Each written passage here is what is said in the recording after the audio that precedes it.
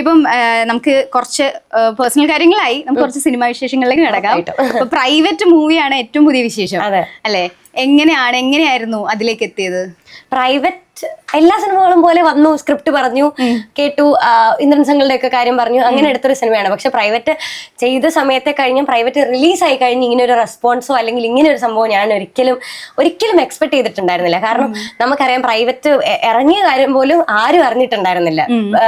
അതിന് പ്രൊമോഷനോ കാര്യങ്ങളോ അങ്ങനെ ഒന്നും ഇല്ലായിരുന്നു, അധികം ഒന്നും നമ്മൾ കണ്ടിട്ടില്ല.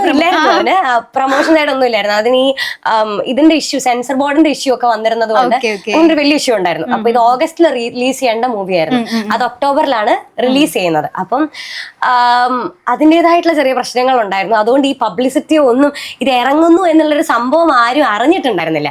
പക്ഷെ ഇപ്പൊ കണ്ട ആൾക്കാർ മൊത്തം അത് അറിഞ്ഞു കേട്ട് പോയി കണ്ട ആൾക്കാരാണ്. അപ്പൊ അവർ ഇത്രയും കണ്ടിട്ട് ഇങ്ങനെ ഒരു റിവ്യൂ പറയാൻ, ഒരു സ്ഥലത്ത് പോലും പ്രൈവറ്റിന്റെ ഒരു നെഗറ്റീവ് റിവ്യൂ ഞാൻ കേട്ടിട്ടില്ല.